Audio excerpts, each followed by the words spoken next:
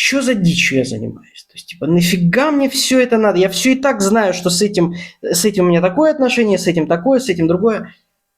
Когда случается какая-то ситуация, да, которая затрагивает вашу эмоциональную часть, например, когда вы попадаете под влияние вот как раз-таки какой-либо манипуляции в том числе, или, например, на вас начинает воздействовать чувством долга, которое мы разбирали в прошлом видео, то ваша осознанная часть, она отключается.